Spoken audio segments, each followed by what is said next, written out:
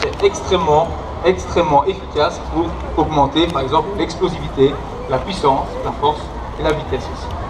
On a ici Julien qui vient de nous faire quelques snatchs, ce sont des arrachés d'haltérophilie. Il va nous faire une belle série.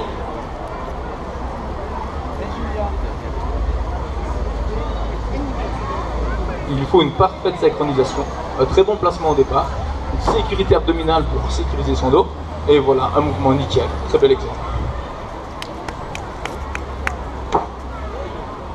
On voit bien la chute, regardez son bassin, l'énorme travail qu'il fait, il va armer, on pourrait armer un arc, et là, boum, il explose et il retombe, parfait équilibre, ça paraît très naturel, très simple.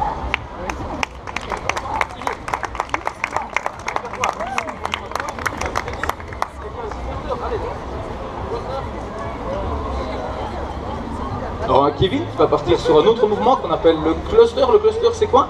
Il va avoir une prise plus serrée au niveau des mains, il ramène la charge aux épaules et là il va l'amener bras tendus. Donc l'écart entre les mains est différent. Ça veut dire qu'il y a deux étapes dans le mouvement. Hop, il épaule, la barre touche les épaules et puis il pousse. Le mouvement précédent c'était un seul coup, très dynamique. Donc c'est encore une fois une variante qui signifie beaucoup de choses. On parlait d'entraînement varié, chaque geste, tout le temps, est de réviser.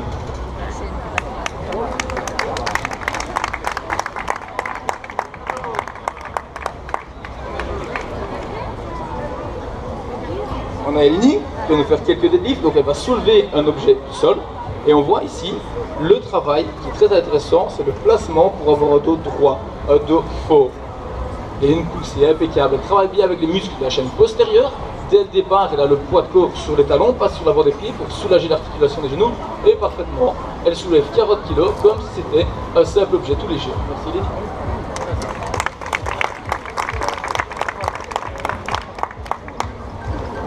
Voilà Thierry. Thierry c'est un fan de tout ce qui est squat. Donc ici il épaule là-bas, il va prendre une position plus large maintenant avec les pieds. Et regardez comme son dos reste droit et que simplement il fait des flexions des jambes avec une charge qui est à l'avant du corps. Très bon exercice de musculation évidemment des cuisses mais aussi du gainage du torse.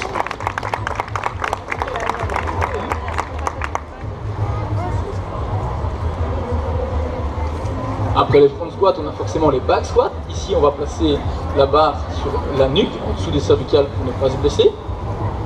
Vas-y Xavier, impeccable. La position de largeur des pieds est identique que pour le front squat. Par contre, ici, le travail sur la répartition des muscles des cuisses est quand même différent. À ton Xavier, c'est un sol instable, donc le garçon doit faire très attention. Et de nouveau, un dos parfaitement droit.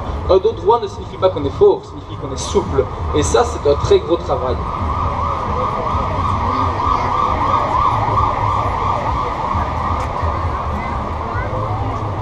Parfait.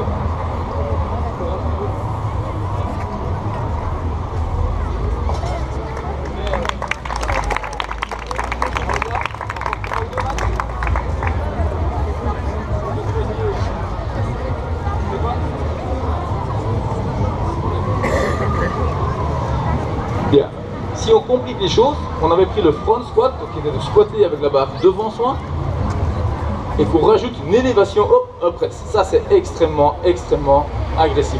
Il descend, il prend son élan tout en bas, donc il va redescendre, et puis boum, il remonte. Quel est le muscle du corps qui ne travaille pas? Les orteils aux oreilles, tout travaille.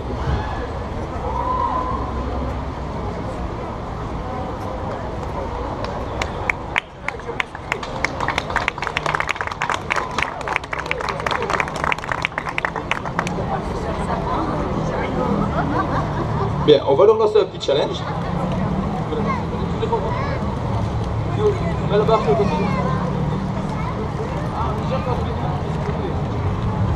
Julien nous propose encore un joli mouvement qu'on a oublié.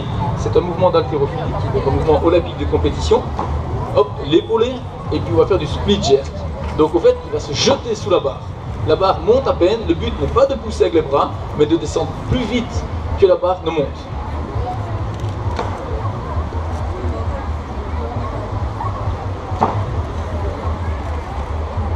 Pas mal. Très bel effet. Bien, maintenant on va leur lancer un petit challenge. Jusque là c'est assez confortable pour eux. Ce qu'on aime dans le CrossFit c'est également l'intensité. On vient de vous montrer la variété, vous avez vu que c'est des mouvements qui font bouger tous les muscles du corps. Ici, on va proposer un jeu. On va travailler sur 1 minute. Donc, en 1 minute, ils vont devoir répéter un mini-circuit. Et ils vont devoir répéter ce mini-circuit pendant 6 minutes. Et on va voir s'ils vont tenir le coup jusqu'au bout. Ok, le mini-circuit il est composé de 2 mouvements. Le premier mouvement, c'est le fameux burpees. Ok.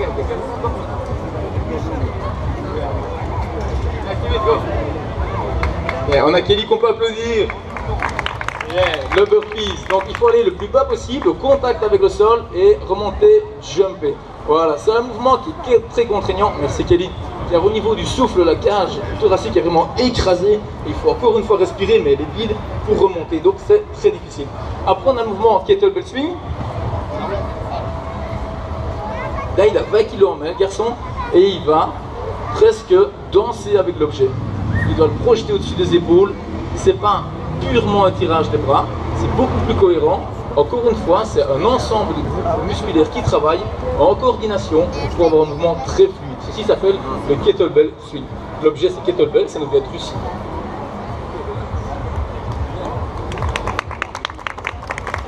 Le challenge qu'on leur propose,